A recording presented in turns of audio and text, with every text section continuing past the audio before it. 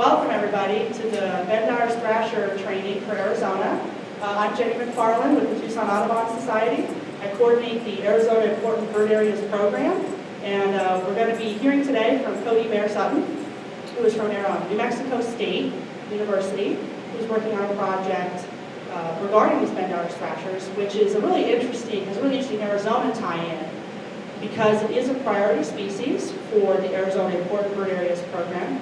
It is in rapid decline, as far as we can tell, and it is a global IBA threshold bird. We do have one important bird area in Arizona that is designated as a global site. It's the Joshua Tree Important Bird Area up near Wikia, and it is global for this species. So we're going to be helping volunteers all over the state are going to be helping with this survey effort to try to figure out what these birds, where they're occupying, so that we can then get some better ideas of what sort of habitat requirements this species has, so that we can manage for this bird. So here we go, and here's Cody. Well, hello everybody. Like I said, my name is Cody Bear Sutton. I'm a grad student at New Mexico State University. I just started last February, actually, working for Professor Martha Desmond, doing this project on Bendire Thrashers. I just wanted to say before I get into this, thank you guys for volunteering to help out on this project. It's going to be a really important project for this species and one of the first projects looking at them in a long time. And the turnout we have in Arizona is great. I think over 30 volunteers have expressed interest. In comparison to New Mexico, we've only had 4 people express interest. So kind of like Bendire's Thrashers, Audubon volunteers seem to be a lot denser in Arizona than they are in New Mexico. So what I'm going to do, I'm going to go over my actual project and into my thesis, just to kind of give you an idea of the background of my project.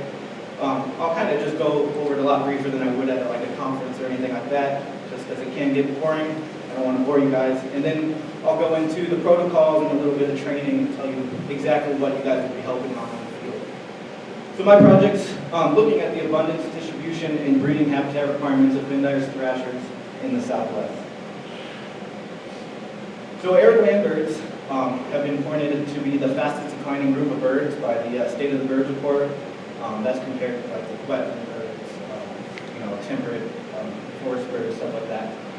And a lot of the reasons for this is from habitat loss, whether that be desertification, loss to development, energy development, mining, things like that.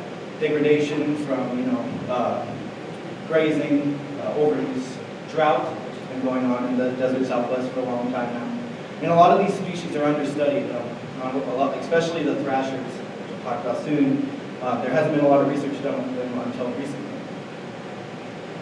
So the mimids, or birds within the family Mimidae, which includes all the thrashers.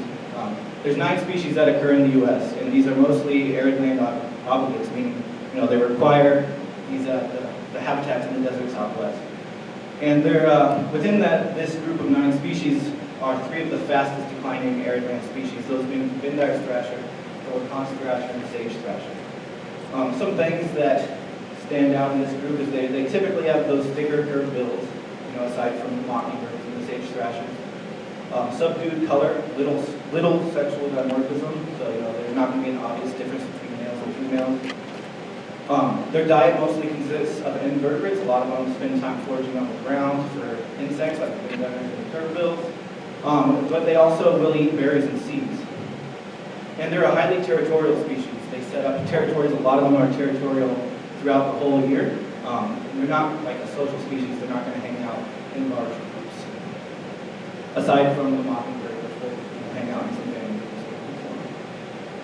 So these are 3 of the species that are going to be kind of part of my project. So aside from just the Bendire stuff, I am going to be looking at how mimids interact with each other, and maybe that will help us answer some of the questions to why Bendires are declining. So I'll be also caring about data collected on northern mockingbirds, bristle thrashers, curve-bill thrashers. So, but this is the guy I really care about, right? The Bendire's thrasher. He's kind of got a perpetually angry-looking face, but he's a really fun bird. And I'm sure if you guys have all seen him, you've enjoyed your time you've got to spend observing them.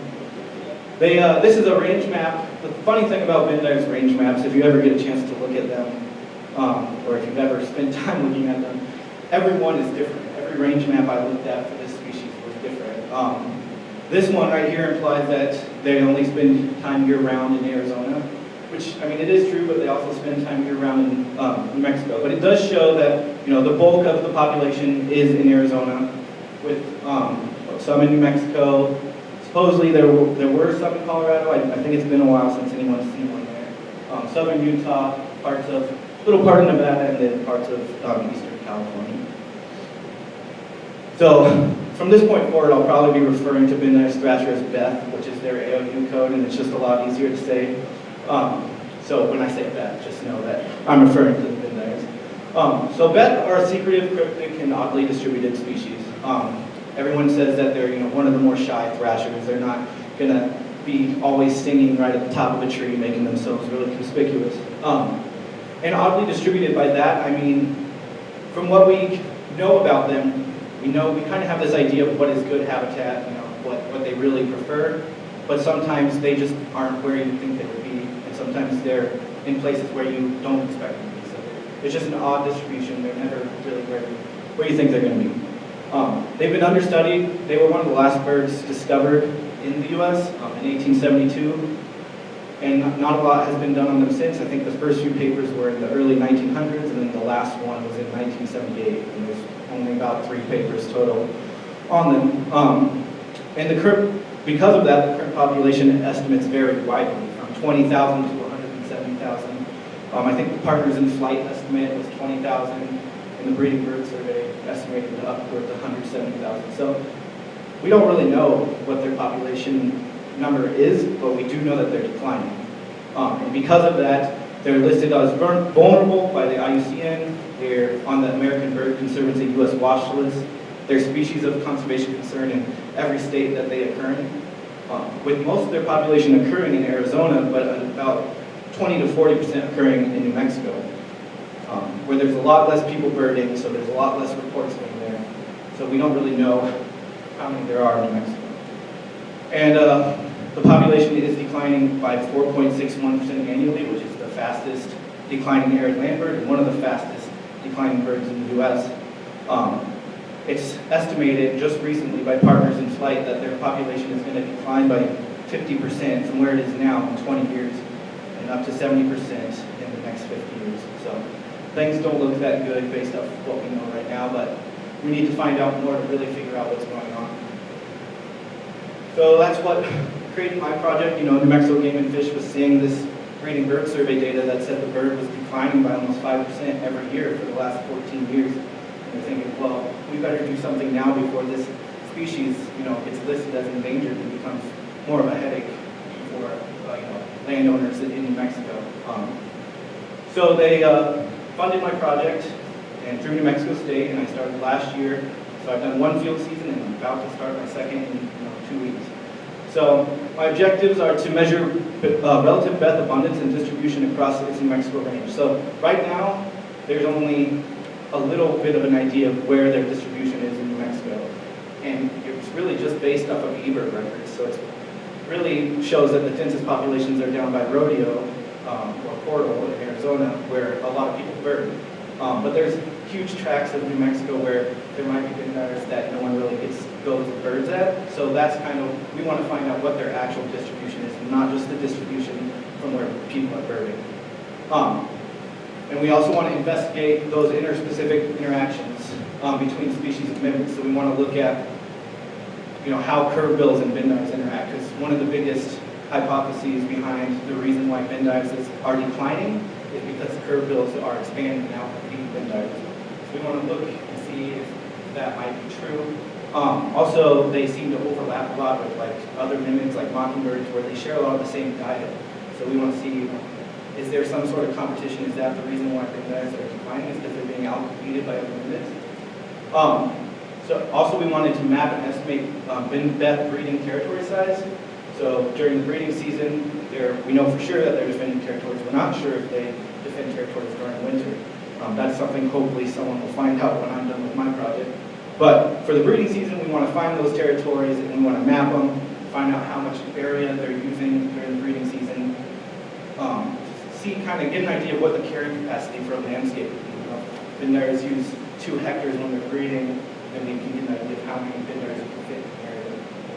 And then on those territories where they're breeding, we want to look at the habitat requirements and what kind of habitat they're using in those areas to get an idea of what kind of habitat we want to conserve if we want to benefit the species. And originally I was just going to look at that in New Mexico, but the thing about bendires is that their population is really dense in Arizona. And it's not declining as fast because when species start to decline, it's usually on the periphery of their range. So New Mexico is that periphery and it's declining pretty fast.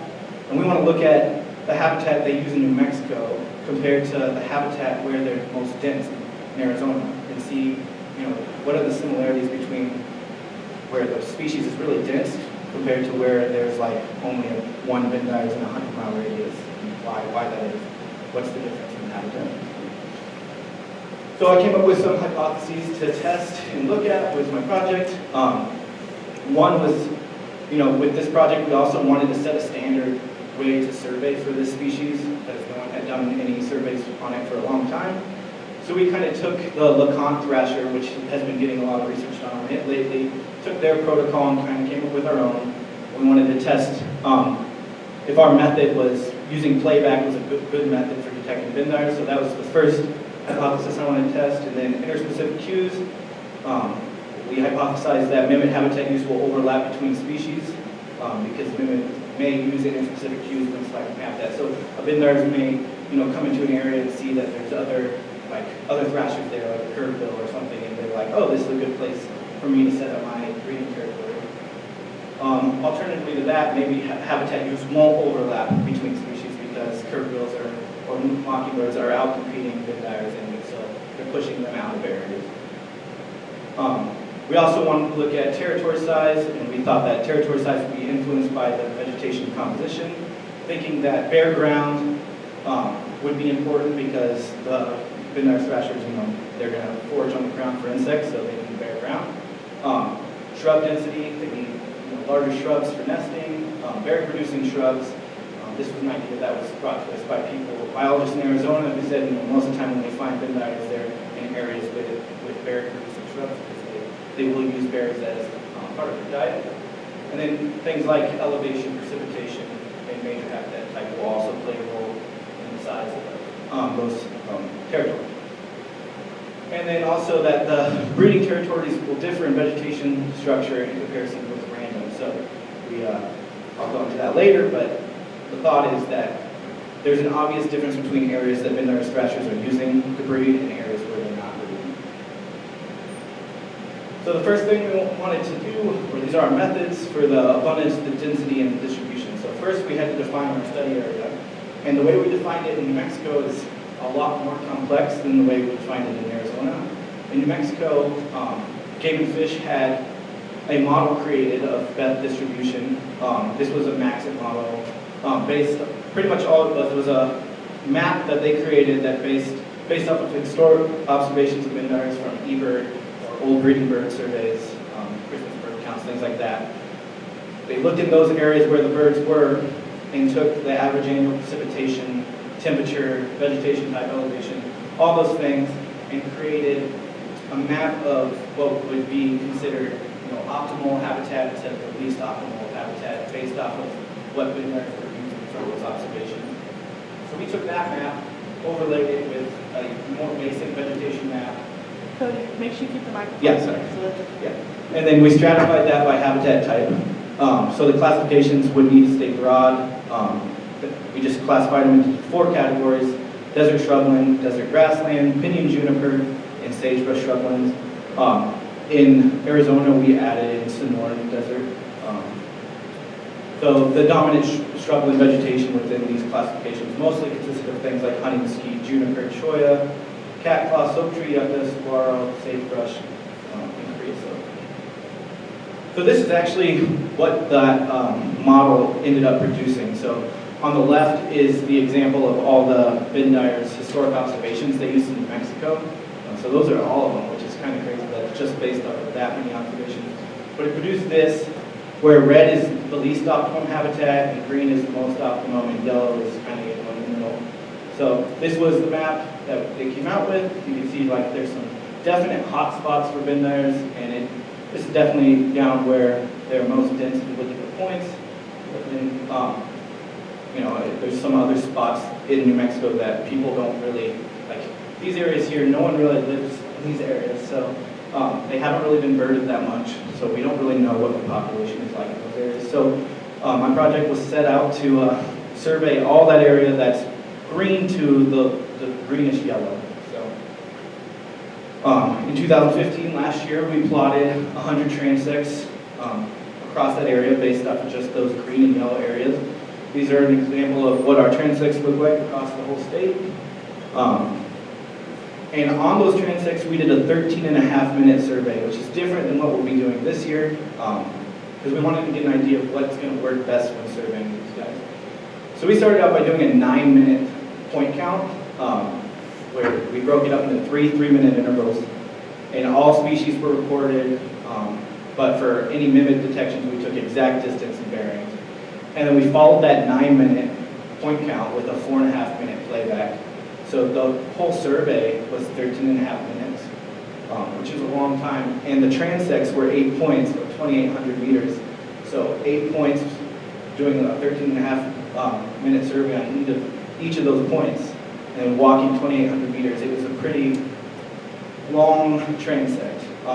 This is an example of what one of the transects looked like last year. And the problem was that we didn't expect when we initially came up with this protocol was when you have a transect that's that long, it wasn't much of an issue in the southern part of New Mexico, where it's kind of, there's less topography, but as we moved north, a lot of these transects ended up, like if you imagine this transect running right across this mountain range, we ended up, having transects where there was a mountain in the middle of it, and we had to climb over a mountain to get to the other points, and walk around the mountain to get to the other points. So it became a big issue, and we ended up not being able to complete a lot of our transects in the northern part of the state. So this year, we were like, we gotta change that. We don't want to have, I don't want to have to walk transects that long. We don't want to have volunteers, walking over mountains or cliffs or whatever. So 2016, we're changing it a bit. We're narrowing it down to a 3-point transect. So it's only 800 meters. There's a lot less of an opportunity for it to cross mountains or other, impassable things.